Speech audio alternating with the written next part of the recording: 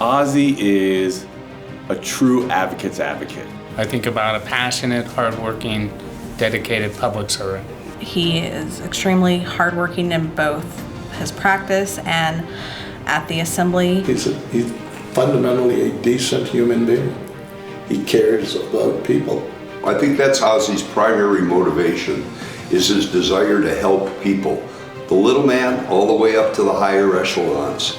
He knows what's right, and he is willing to fight for it no matter who he makes his enemies and no matter what he has to do to ultimately provide justice either to his clients or to the citizens of his district. He doesn't hide his emotions. You know that his affection for people is true and it's real. Teachers, he wants higher salaries for. Culinary union individuals and working people, he wants higher salaries for. He wants criminal justice reform. He's an advocate for every man. And anybody who knows Ozzie Fumo knows him personally, because that's the only way you know him. I admire the fact that he's an attorney and he gives up his time to go to the legislature in Carson City when he and his family live in Clark County. It's a massive sacrifice. Ozzie is very, very dedicated to his family. He is he embodies the father that is always looking out for his children and his grandchildren. He loves his wife, and that's very, very apparent. Seeing Ozzie in the halls of the legislature in Carson City, you can't help but smile when you interact with him. He enjoys being there, and you can see it on his face, and you can see it in his actions. He's not afraid to take a position and to really fight for that position. He doesn't give in to special interests or bullies on the other side. He knows what's right, and he's going to do whatever it takes to fight for what's right. The reason why NJA works so well with Ozzie, I think, is because NJA represents advocates, and Ozzie Fumo is the advocate's advocate. The reason I got into politics was probably around the 2013-15 session. It wasn't that prior legislators were doing wrong for Nevada, but they were doing wrong so well that I wanted to become a part of it and see what was going on up there. Some of the legislation that I'm most proud of this session, it would be Brooklyn's Law. It was known as AB 153.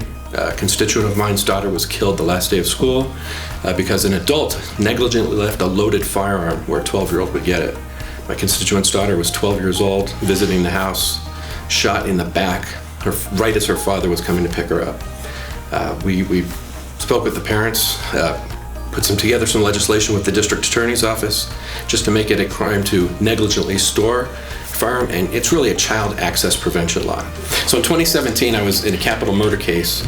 My client was black, and we had about 300 jury questionnaires go out in Clark County, and only 8 were returned from the black community. And I questioned why we had so few, because we have 26% black population in Clark County. The judge told me that that's just the way they did it. It was done by NV Energy Records, very limited selection. And she said, if you want to expand it, legislator, go back up there and maybe you should expand the law when you get there. So that's what I did. The thing I tell freshman legislators is you came here with something that was your heart's desire. You are passionate about something.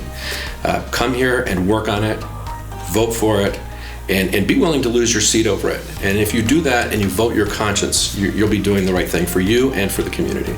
Working with NJA has just been phenomenal. I was a member of NJA as an attorney. I've been a practicing attorney for the last 24 years.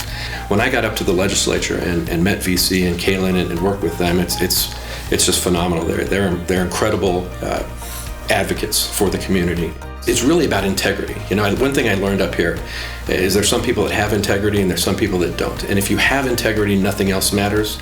And if you don't have integrity, nothing else matters. Ozzie, from the bottom of my heart, I congratulate you on this award. You are very deserving, and this is a very prestigious award you're receiving. Congratulations. Congratulations, Assemblyman Fumo. You have a long history of serving the citizens of Nevada, and we are very honored to give you this award. On behalf of all Nevadans, the members of NJA, my firm at Battleborn, and the fellows at the Cigar Caucus. I want to say thank you, Ozzie, for your service. Congratulations on Consumer Advocate of the Year. We love you. Ozzie, congratulations, Consumer Advocate of the Year. You deserve it. I can't think of anybody else in the building that deserves it like you. Thanks again to helping our clients.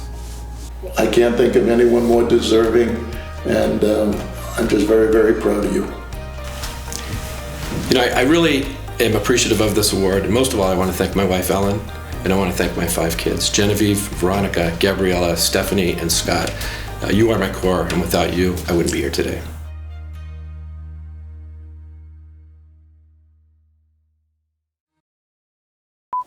Osvaldo who?